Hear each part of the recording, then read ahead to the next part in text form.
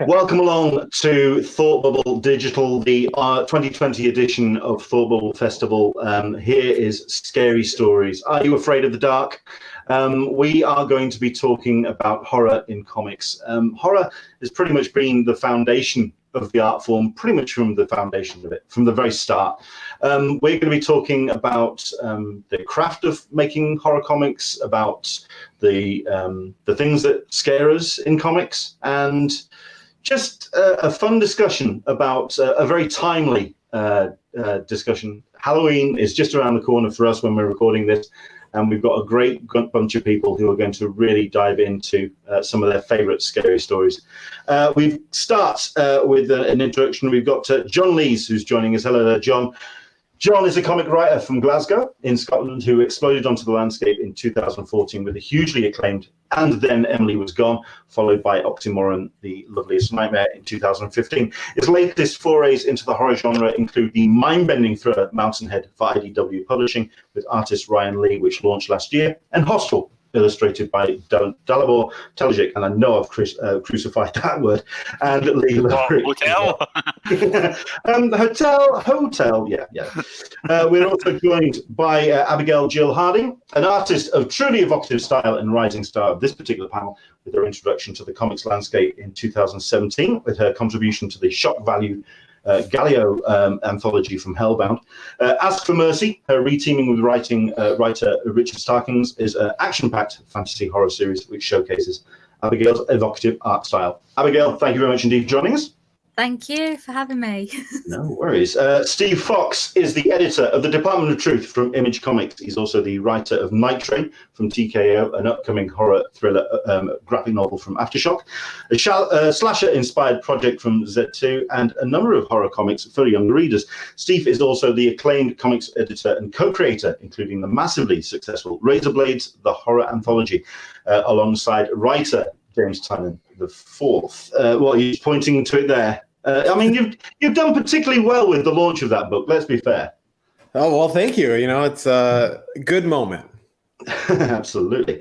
We're joined by Allison Samson, who is an artist of equally striking style, whose work has been showcased in the interior pages and covers of the likes of Hit Girl, Mumbai, Buffy, Chosen Ones, These Savage Shores, and most memorably from the horror genre as the illustrator and designer of the truly terrifying Winnebago Graveyard with Steve Niles, and also Sleeping Beauties, written by Stephen King, which is sort of coming out now. I think we've got 3 issues out as well. Excellent.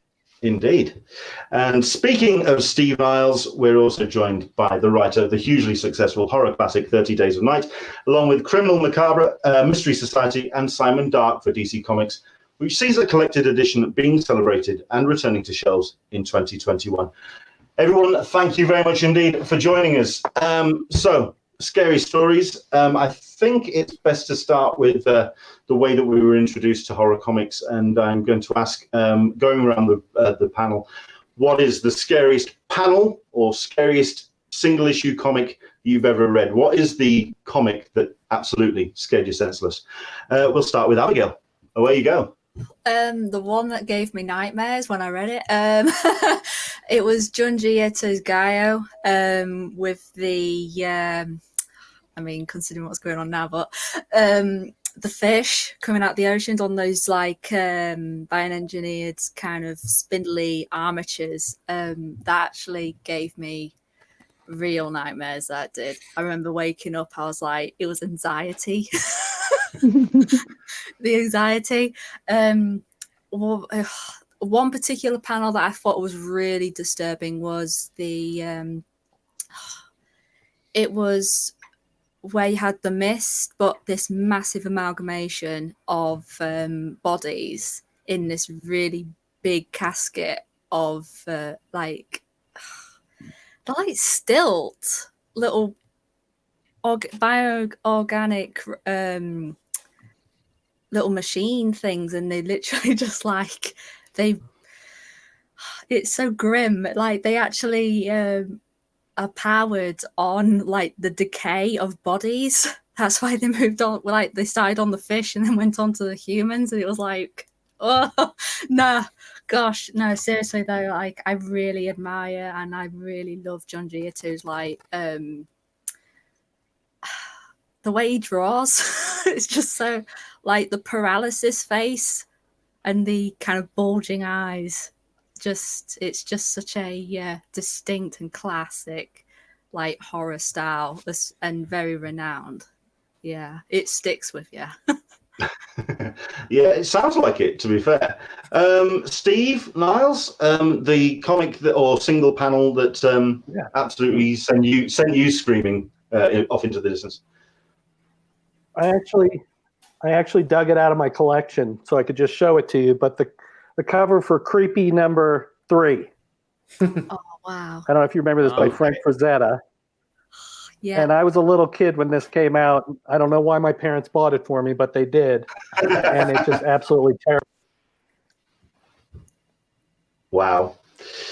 John Lees, if you can step forward, sir, what is the comic that scared you senseless? For me, I've You've also got it to hand. For me, the scariest comic ever, still the one that kind of like I think is the freakiest, is another Junji Ito masterpiece, Uzumaki. I first read this about a decade ago, around 2010, and it totally blew my mind and opened like my eyes to what was possible in horror in the comics medium, and I feel like I've kind of been chasing that ever since. And in terms of like the scariest horror panel, would probably be in Uzumaki. The story of Uzumaki is this small town which has become possessed by spirals, which, much like many Junji Ito ideas, is a lot scarier than it sounds. And one character, the father of one of the protagonists, has died a horrible death, twisting himself in a mill into a horrific spiral shape, which is in itself a horrific image. But at his funeral, his body's burned in the funeral pyre, and as the smoke rises up into the sky, it forms a black twisting cloud, and it says, "For a split second, the drifting smoke became the face of Shuchi's father." And I'm not sure if you guys can see this, but you have amazing. the face. Oh my Lord. Wow. I honestly wonder how long it takes for him to draw something like that. Like, I know manga artists they're pretty intense. I always wonder, it's like, how do they churn out that's such incredible artwork? Yeah, I actually watched a documentary on Junji Ito, and it showed you his style and stuff, and how much of like his style just comes from like the extra line work and the extra lines, and it becomes an obsessive when it thinks it's complete, and he'll keep on adding more and more lines in, and it's almost in the texture, you get the nastiness and the grit. Yeah. I'm gonna have to check that documentary out at some point. You're gonna have to. We'll have to put the link to that below. That'll be something to see. Alison, the comic or single panel that scared you senseless. Okay, well, I've also got views on Uzumaki, but I will kind of put that aside because I think we all like Junji Ito a lot. My Uzumaki one, just to be quick, is the one where the guy is turning into a snail, but he hasn't quite done it yet. And you know where the eyes are just starting to go a bit off? And it's that one where it's kind of like, what? Oh no! Because everything happens on the same page, but it's like it's really stomach churning. Where it's like, what? And then what I actually talk about is a comic which was probably one of the first horror comics I read, which was when I was about 10, which is Fiends of the Eastern Front, which was serialized in 2000 AD, and I think it started in about 1980, and it's where it's a really old, probably quite dated thing now, but basically the vampires are soldiers on the Eastern Front, which is itself a hellscape. But it's not really about that. It's about these people who are amongst the soldiers who are not known. And the scariest panel it's a spread, or it's a splash page rather.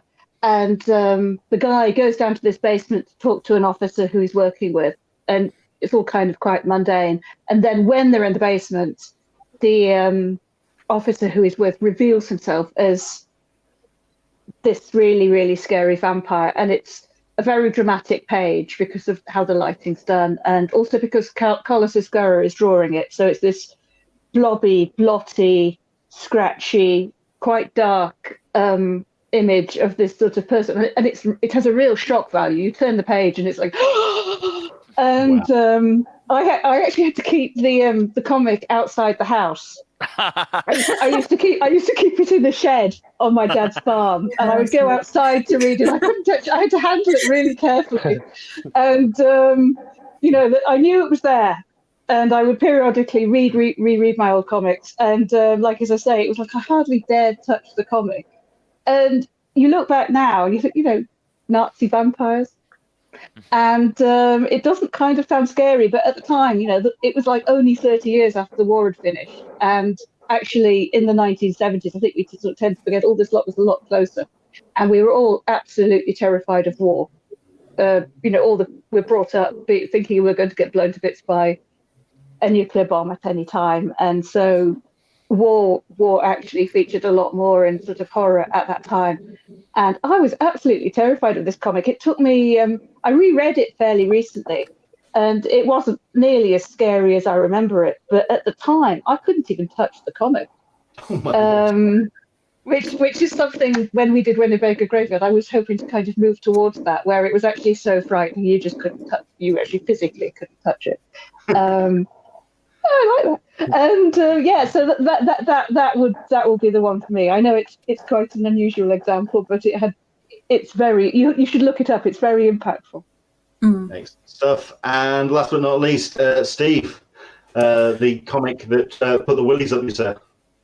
Yeah, well, I am wearing my Junji Ito hoodie, but I feel like we're going to talk about him a lot. So one that came to mind for me was Providence by Alan Moore and Jason Burrows. Because I think you wouldn't automatically assume that Jason Burrows' style really lends itself to horror. And near the back half of the series, which is all this sort of dense unpacking and rethinking of Lovecraft, Jason Burrows actually starts playing with perspective on the page in kind of unnerving ways. So you feel like things are just going wrong. With an otherwise very straightforward style. And there's also a sequence, I think, in the 6th issue with some body swapping that is a lot for people. I know a lot of people just kind of put the book down with that issue and don't come back to it. So that's my pick. Excellent stuff. I'm going to just very quickly put mine in because age 6, I was presented with the Marvel adaptations of classic horror. So I got the Dracula one and also the Frankenstein one, the Bernie Wrightson artwork, which age 6, that would do it to you. That would you're quite young for that. Yeah, I know, but then again, my parents were also the ones that got me some very strange books, age 7. So I'm blaming them completely. So it's simple as that. I find it interesting that the panels and the comics that you're all mentioning. You're mentioning about the artwork. You're mentioning about the vivid visuals of the books, and I find it very interesting about horror comics that the skill sets required for telling a scary story, are more heightened than in other genres, because horror in comics requires on specific reveals and real craft across the board, from art to writing. Across the group, if you could talk about what you feel is the most important element in crafting horror comics. Is it from that original script, the original idea, the concept, the engine of the story, or does the scares really come from the rendering of the book going forward? Who would like to pick up with this? I'll go first. Go for it. I'm drawing a horror comic at the moment, and I think quite a lot about this. And in fact, I think about it all the time. And I think I was going to say it's withholding, but actually, as we've talked about Uzumaki and Junji Ito is not about withholding. In that work, there is this sort of total relentlessness. And I think that the thing artists, we try and strive for is this sort of dialogue between relentlessness and withholding. And because it's so tempting to just chuck it all on the page. And I have to remind myself, like with this Stephen King one, as is with his writing, there's a lot of pulling back. Some people don't think of Sleeping Beauties as a horror comic at all, and it really is. But for example, I had a page in the last issue where the sheriff goes to a house to investigate that the door was left open, and she goes upstairs, and there's a burglar been in, raped the woman who lived there, pulled it, and the woman has pulled his dick off and left it there. And I was like, how are we going in fact in one image? And I was like to the editor, because there was a lot of I had quite a lot of work to do about how to arrange that panel to say that thing without it all being about one thing, and which I did. But actually, I did. It was a lot. It was a lot harder than it looks, and that's really what we do, is this sort of like don't show too much thing. Like, and I think I hid the dick on a floral cushion or something. Where it wasn't like too visible. But is there?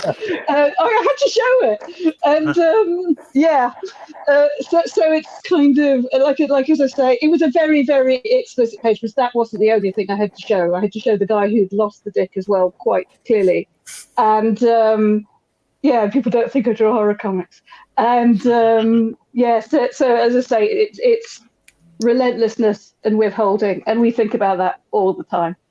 That's actually a really good point in terms of like relentlessness and withholding, because I think what the key thing that makes a horror comic, horror, or really, horror in any medium horror, is the pacing. I think too often people think something's a horror like just because it's got like a vampire in it or whatever, but I think it's specifically that pacing. It's like trying to generate in the reader the sense of, I know something awful is going to be in the next page, and I don't want to turn the page, but I do want to turn the page and see it. And just that kind of build up and making use of panels, and then kind of try and create that propulsive sense of forward motion. And I actually think, in that way, kind of like horror is a lot like comedy, because like comedy's like a lot down like pacing and timing as well. And generally speaking, I think comedy and horror are very closely linked cousins as genres. I mean, I always like to say, if you think about it, whenever you get a shot, kind of wow, if you get a fright, the first thing you do after you get a fright is you laugh, and it's like that release of emotion, and I kind of think that's it's interesting how they're paired that way. And I always think it's interesting how they use a lot of the same tricks. I mean, I tried writing comedy after doing a lot of years of writing horror. I found I was using a lot of the same stylistic tricks and my pacing and my page turns as I would be using in a horror comic. Yeah. Anyone else want to jump into this? There's a lot of seesaws. I think it also depends on the kind of horror that you're wanting to tell. I mean, what I do a lot is a lot of body horror, so it does require a little bit more to show, but also again, like Alison said, you can't show too much. Like the balance, and it's like almost cinematic. So the shadows, the kind of suggestiveness about objects in the room, or I remember this particular sequence I did in season 1 of Ask for Mercy, where Mercy went back to the garden where the shed she was living in, and the man that the couple that she'd been staying with, the Masuris, Mr. Masuri came through the back and met her, but everything was off. I remember Richard sending me the script for it. It's like there's something unnatural and different about him. So everything was more angular, kind of darker.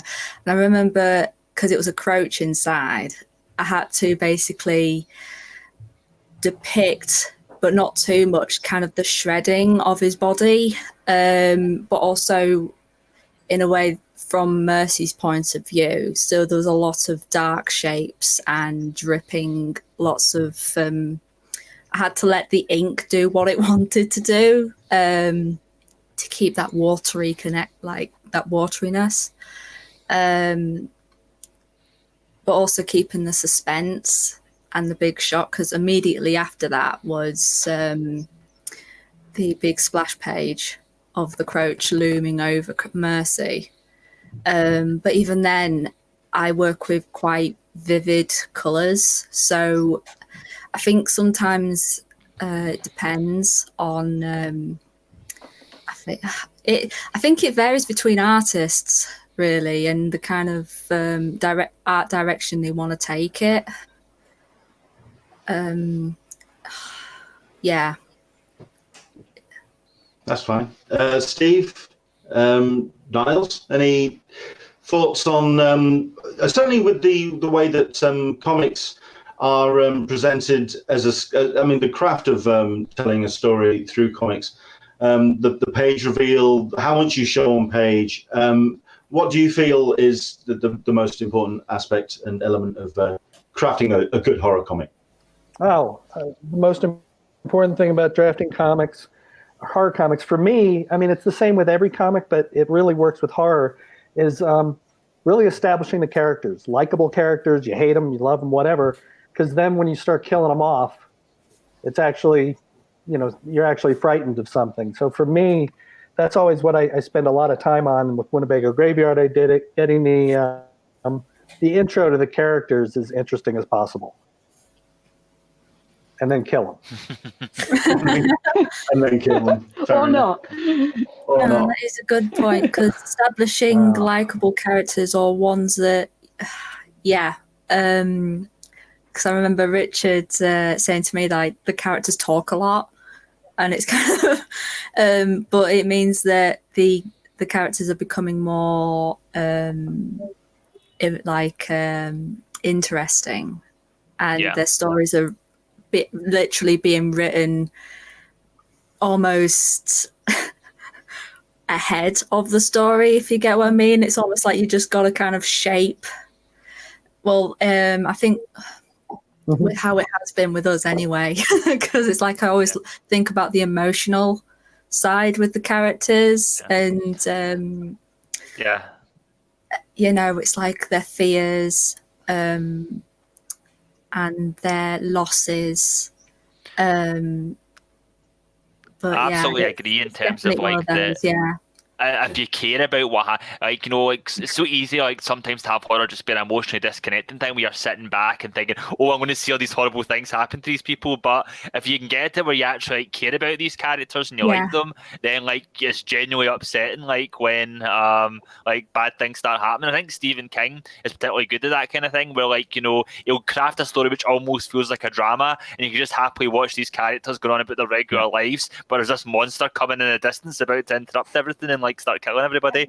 And I always think that really makes things really effective when you have that. That is absolutely what it's like. Yeah. That is absolutely what it's like. I mean, we're adapting Sleeping Beauties from 700 pages of prose, and I'm about halfway through, and there's a lot of people in it.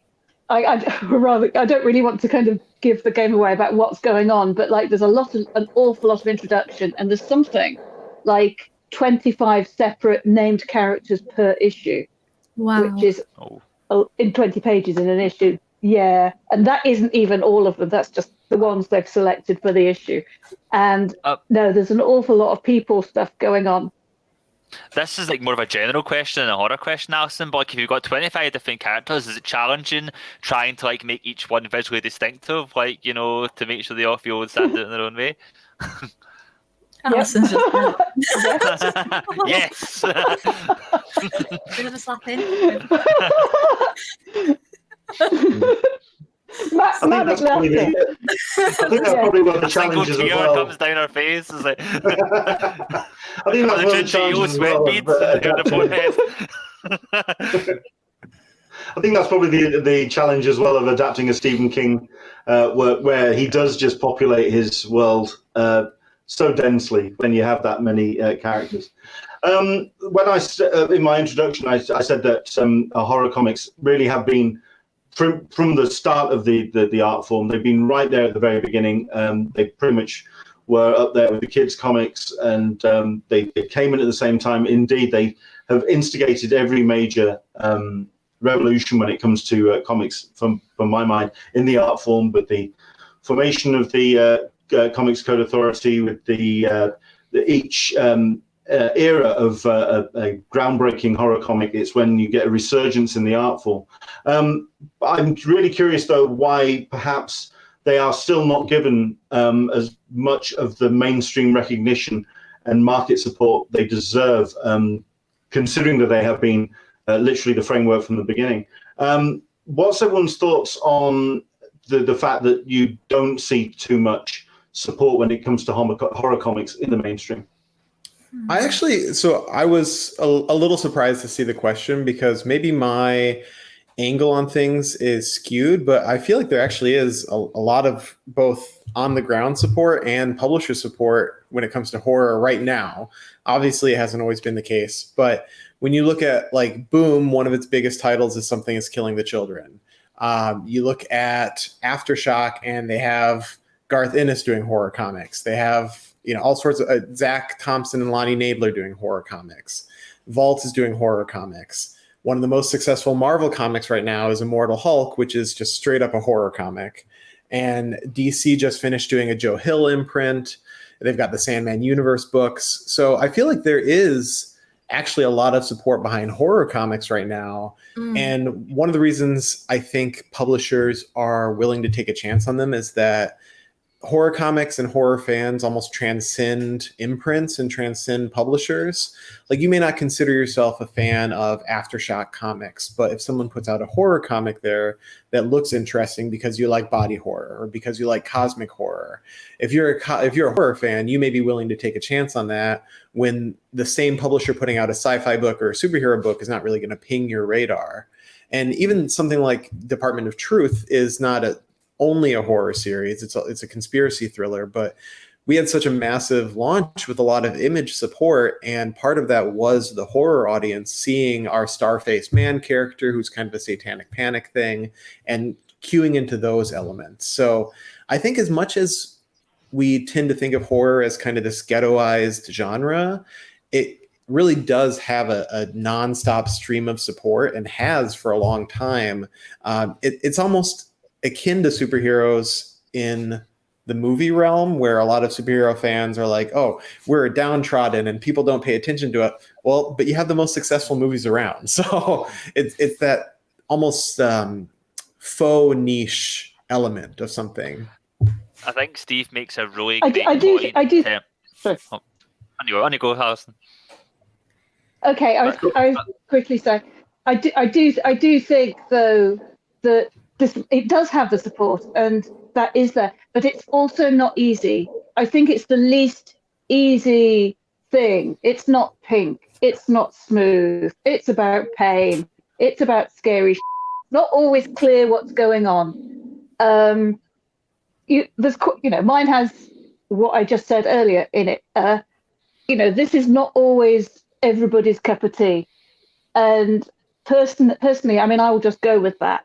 It's like, it ain't all big hair and pink costumes. Not every woman in it looks wonderful and the same. And that sounds terrible. That sounds like I'm commenting on other comics. But it's just not easy. And I think that I just realised how bad that sounded. So sorry. Or not. Throw that shade, Alison. Spill the tea. Oh no! And drop those pipe bombs. I just don't think it's easy, and I'm just willing to go with that. It's like you don't expect everybody to like you. Okay. I think John, you were saying? Oh, Yeah, sorry. Sorry, I'll try and be. We'll go to John first, then we'll go to Abigail. John, take it away, sir. Yeah.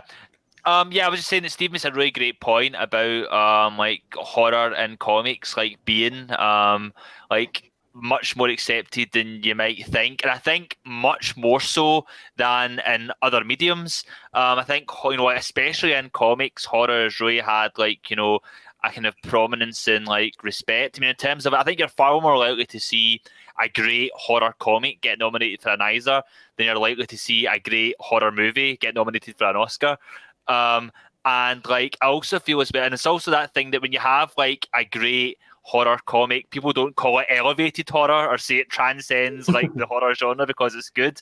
Like, and also, I mean, even if you look at like recent years, like something like Batman, like some of the like most high profile like Batman writers recent years, whether it be current writer James Tynion the Fourth or Scott Snyder, at the same time they were doing Batman, they were also doing like A-list horror comics. So I definitely think like comics in particular as a medium has been very forward thinking about like, you know, horror and the appeal of horror and utilising that avid horror fan base, as Steve mentioned.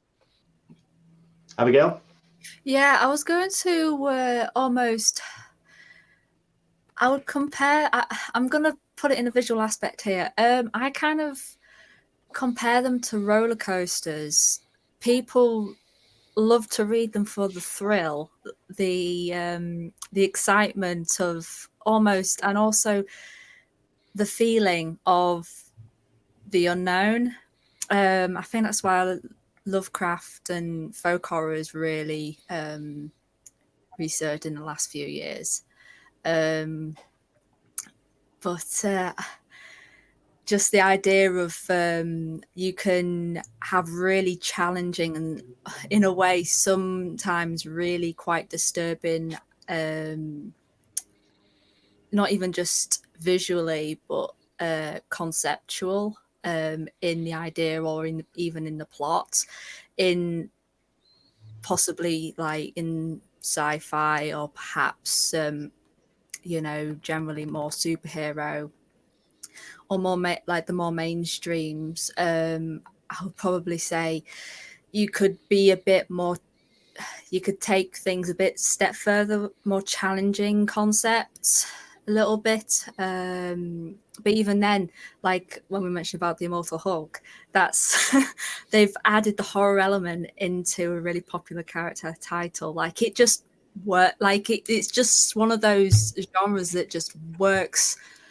You can throw it at anything and it just seems to fit and shape and mold. It's incredibly dynamic to work with as a genre. Yeah. I think that's why I love it so much, because you can literally just shape it. It's so malleable. Is that the word? Malleable as a genre. Yeah, it is. Should we text in to Steve and ask him as well? Or? Yeah, sure. So go for the question for Steve. Steve, can you hear us? I hope I don't repeat what anybody said, but yeah, well, sort of. I could hear everything Steve said, and I really agree. I think once upon a time, you know, horror comics were just all kind of EC tributes, you know, for a long time, and they until, you know, Alan Moore started doing stuff with Swamp Thing and things like that. But over the last 10 years, it's pretty popular. I mean, you know, so I don't think it has quite the stigma it used to. Well, I think the reason why I put that in is, someone mentioned the ghettoization of the genre, and you're absolutely right. Right now, we are enjoying an incredible resurgence in comics, in popularity on the shelves, in, like you say, in recognition. I mean, I think we could easily see a horror comic winning Eisner next year. Right now, they are very much on a cusp. Why do you think horror comics are enjoying the resurgence they are right now? Is it in the background of the current social upheaval? I mean, I find for me, like I personally that definitely helps. So, who was jumping in first there? I don't know. At my end, it sounded like I was talking first, but maybe it could be this way. Yeah. I was saying, like, for me, like, I kind of like, because I'm a weirdo, like, I associate, like, you know, horror with, like, kind of warm, fuzzy feelings and kind of, like, you know, nostalgia and, like, childhood trips to the video shop. And, like, so whenever I watch, like, something, like, ghoulish and horrible, like, you know, I kind of get kind of, like, warm, comforting feelings. So for me, like, when things are really, like, terrifying, like, in the news, I almost feel like horror is, like, you know, like a kind of like version of like scary, which is manageable and contained and everything's resolved in the course of a movie, and it's like a controlled sense of terror, like, you know, that is quite kind of comforting and cathartic, you know, against the backdrop of like scary things happening in the real world. So I think when the real world's chaotic horror does become more popular. Alison, you were saying? Well, I actually really agree with John that it's like a testing ground for strong emotions and bad things. So people die in horror, and you can kind of rehearse it there, and then it's almost like getting ready or something. But also, I would say there's the other aspect of this, which is I think it goes along with just other sort of trends in society and health stuff and that kind of thing, that we're all much more conscious of our own bodies than say my parents' generation was. Like, I'm absolutely sure my mother didn't actually think she had a body at all, and it's true. And something like Uzumaki, I think that's super timely, because you really feel it. It's a bit like, you know, we're all sitting here in our houses and our worlds have shrunk so small, it's just us. Or, you know, it's me in this room and you in that room, and that's kind of it. And I just think that body horror has so much more relevance now, because it's kind of like, as I say, it's like it's almost all you have. It's like the site we talked about place on a different recording yesterday, but like the site of the story has just come down to us. And it's a reference everybody understands. So when the Uzumaki and the eyes start going a bit off, it's like it's kind of close. Yeah, I think I'm really curious. Yeah, go ahead. Oh, sorry. I was going to say, I think that as much as like social upheaval does play into some of it, I also think it's just a natural churn of inspirations, because a lot of us working in the industry now are in our 30s to 40s, which means we grew up with Blockbuster Video having this, you know, really garish wall of VHS covers. We grew up with paperback horror still being on shelves. We grew up with like the Stephen King resurgence. So we're now kind of filtering all those things that we took in as inspirations into books. And because now it's been, what, 18 years, 20 years since you did 30 Days a Night, Steve. And at the time, I remember thinking like, oh, this is like a new vanguard for horror comics. It's kind of been a dead genre throughout the 90s. And, you know, that helped bring it back and knock down those walls. And I think for the past 2 decades, we've just seen those walls get knocked down more and more as more creators come of age and want to do their 80s horror story, their 90s horror story, their, you know, 70s Italian horror story. So I don't think we can attribute it all to how absolutely horrifying and awful the world is these days, but I do think it's kind of this natural buildup is exploding at a really potent moment. I'm really curious as well, with the success of Lovecraft Country, why we haven't seen any kind of Lovecraft comics hitting the shelves. I'm wondering why we haven't seen any of Cthulhu actually rendered on the page yet.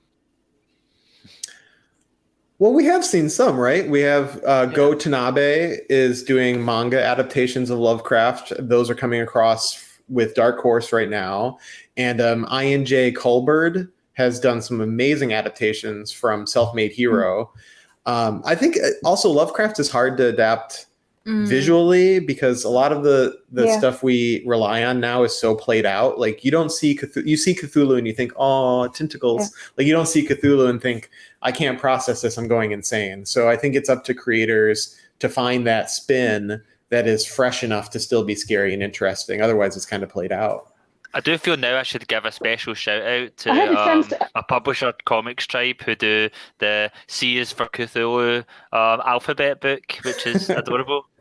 I mean, I wouldn't say. I mean, maybe in comics, Lovecraft's work is, you know, it, like Steve said, there's stuff coming out now.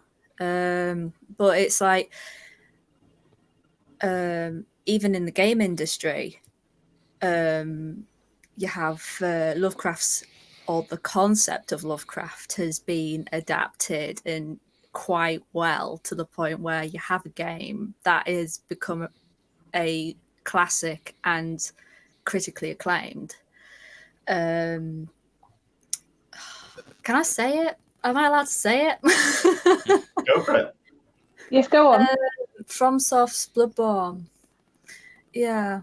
That I mean, even visually, it's your typical tentacles, kind of raggedy, kind of distorted figures, shadows and stuff. Even the comic, which I did a cover for, the comic's brilliant, and even like visually with even the colors. The comic is brilliant. Mhm. Yeah, like even. That's another thing He's as so well. good. When you have like the comic adaptations of games, and but even for horror, and it's so successful that way. Yeah. Alison, It's brilliant how that's happened. yeah. Alison, you were going to say something? Yeah, I got a chance to talk to Ian Colbard about his horror adaptation, and what he said, and this was advice he gave to me, was that what he does was it's about showing people's reactions to the horror. That the trick is not to show it, and you show everything around it, and you show people's faces, and you show the effect it has, and that's how he does it, and I think that's what makes his work fresher and more effective. And it's something I try and do, and I think you can do quite a lot with that.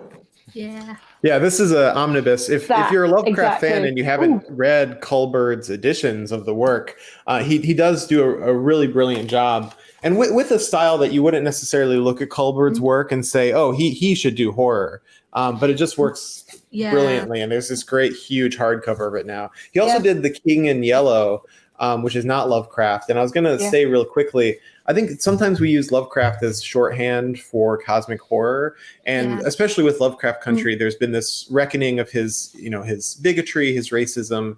And one of the exciting things to me is that so many stories from that era are accessible now. So you now have his contemporaries, Algernon Blackwood, Arthur Machen, whoever else, getting some of that attention and getting adaptations and getting books that are inspired by them and not just the same Lovecraft mythos or the same Lovecraft stories getting tapped again and again. Branching out a bit. Yeah. When it comes to the mainstream titles, and I'm going to bring up, say, for example, DC's Dark Knights, which is infusing a whole bunch of horror elements and really kind of infusing those scary elements into the mainstream titles. Does that place pressure on artists and writers creating horror comics in the genre to raise the bar in what they have to present on the page and in the creation of their books? I personally don't think so. I mean, it's from an artist's point of view, I think we just try and do the best we can do with what we have, because as a comic creator, it's kind of on us, really. It's like, if you want to make your comic good, you have to work on it, and that's all you've got.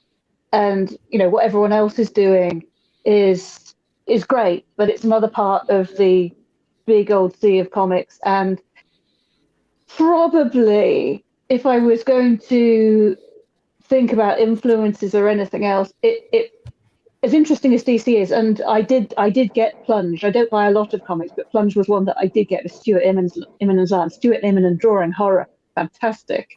But that's generally not what I'd be looking at. I mean, I'm just trying to think of things I do look at. Frankly, just trying to deal with Sleeping Beauty, which is frankly the most bizarre book I've ever read. It's enough for the time being. But also, I mean, I read quite a lot of fan fiction, and I read very, very broadly. So sort of on the other side of the veil, as it were, there's loads of people just won't look at fan fiction. There's just a lot of stuff being written, inspired by games and by films and by all sorts of things. And a lot of it, in fact, I'd say probably most of it is written by young women, and a lot of it is not like anything else. And I was going to say, if there's the competition, that's the competition. You know, that it's moving on all the time, and it's really interesting, and people are trying stuff out. It's a good place for people trying stuff out because it's not published per se. That's a really good point, Alison, in terms of, like, I don't necessarily see, like, the competition being, like, you know, Marvel, DC, superhero. For me, I don't really see the one-upsmanship there. I don't really see it like, you know, if Marvel brings a knife, you bring a gun. If DC puts one of your guys in the hospital, you put one of them in the morgue. Like, you know, like, for me, it's more like, but for me, I'd say if there's competition anywhere, it would be like looking aside, like, you know, like all the other like exciting, like, you know, talent making, like, you know, great, like, you know, horror stuff. Like for me, it's like I only ever get that feeling of like, oh no, like when I'm reading, like, let's say if I'm reading like, you know, Razor Blades, if I pick up like, you know, These Savage Shores, and I'm like, you know, crush you, you know, I'm going to the advertisement really is my game, you know. But like for me, that's the kind of like excitement, like seeing all the other people like in the indie sphere, like, you know, like doing exciting, scary stuff and thinking like, you know, or how can I kind of like respond to that, or even looking at like you know, my own stuff and thinking how can I top what I did before or do something different from what I did before. That for me, like, you know, is like the main thing where I see having to raise our game rather than looking at what Marvel and DC are doing. Fair enough. You bring up we've talked about some titles which are certainly on the vanguard of horror comics at the moment, and I think to wrap up the conversation, I'd like to kind of put the question to all of you, which is you feel of what are the future of horror comics? What are the titles that are coming down the pike that you've seen? Which is the ones that are really exciting you at the moment? Either it's a book you've read very recently, or even an upcoming book that you've managed to luckily see a copy of. What is really exciting you in horror comics at the moment? We'll start with Steve Niles, if we can. Which I don't think he can hear us. So I'm going to type it, unless someone wants to type it faster. Yeah, I'll type it for him. Go for it.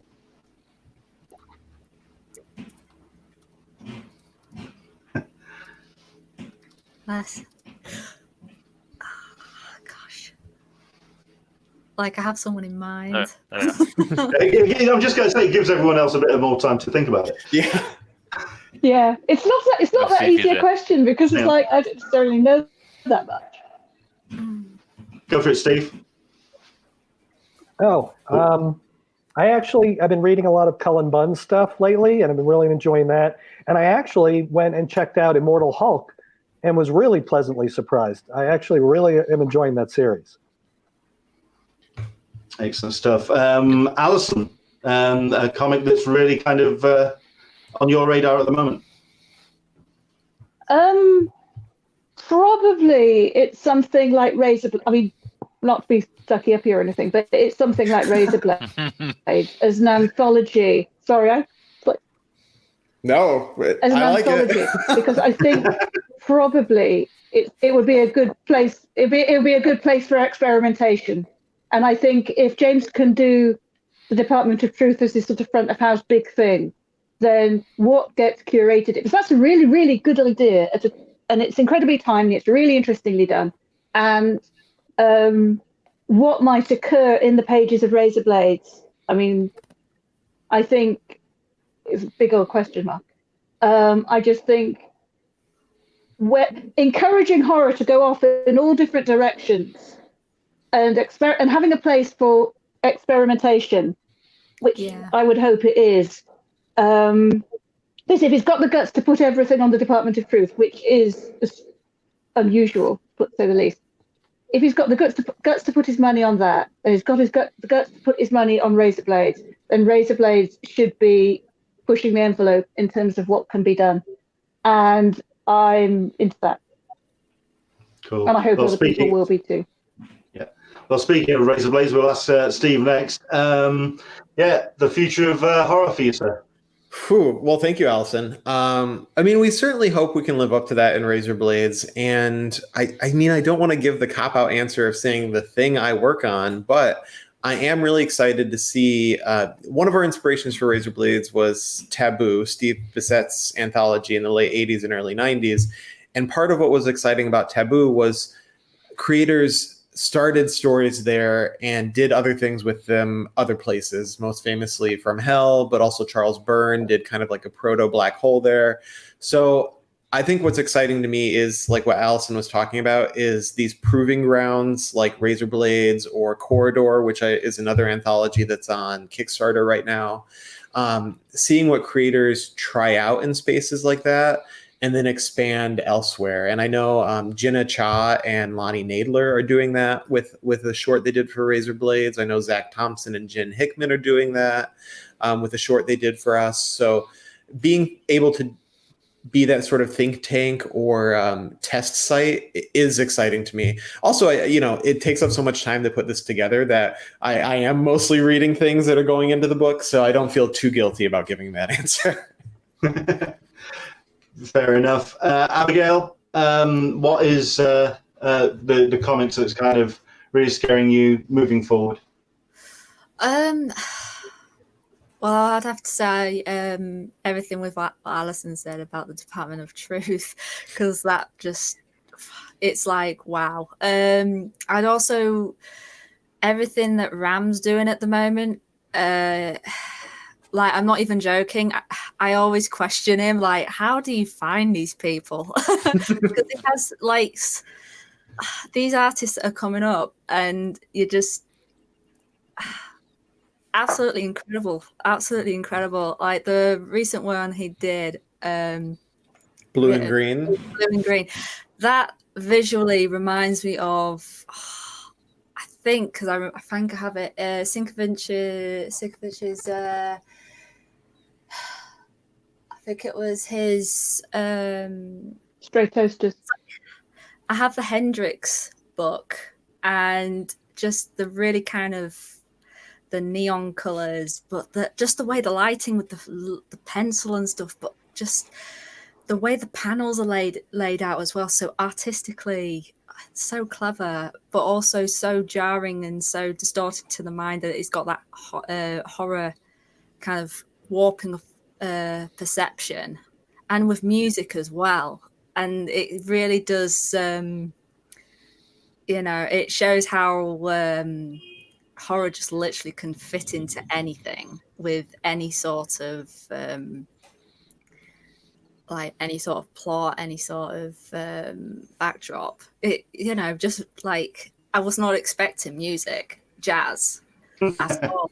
And then these Savage Shores, which I got, that Ram wrote, and that's such a great self-contained story, that is. And also you have the vampires in it as well, because I love vampires.